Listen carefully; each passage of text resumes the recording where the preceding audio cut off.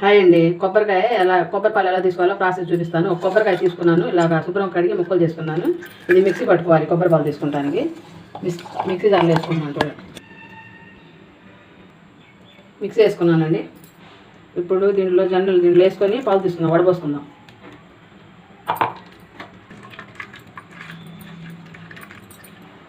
ఇలా వచ్చేది మొత్తం మళ్ళీ మిక్సీ పట్టుకోండి. చూడండి, మిక్సీ వేసాం కదా, ఇది చిక్కడి పాలు ఇలా వచ్చినాయి. ఇంకొకసారి మిగిలింది కూడా వేసుకుంటున్నాను. చూడండి, వడపెట్టుకుందాం. మిక్సీ పెట్టుకున్నాను రెండోసారి. ఇదేమో వడపోసుకుంటున్నాం మళ్ళీ. ఫస్ట్ సారి కొంచెం చిక్కగా వచ్చినాయి కదండి పాలు, ఇవి కొద్దిగా పలసంగా వస్తాయి. కొబ్బరి పాలు రెడీ అండి. ఇది ఫస్ట్ సారి వేసుకుంది, ఇది రెండోసారి వేసుకున్నాను. అంతేనండి, చాలా ఈజీగా చేసుకోవచ్చు. బయట తెచ్చుకున్న దానికన్నా ఇంట్లో చేసుకుంటే మంచిది కదండి, చాలా హెల్త్కి మంచిది కదా. అందుకని నచ్చితే ట్రై చేయండి. అది ఎలా వచ్చిందో కామెంట్స్లో పెట్టండి. థ్యాంక్ యూ అండి. ఇంకో వీడియోతో కలుద్దాం.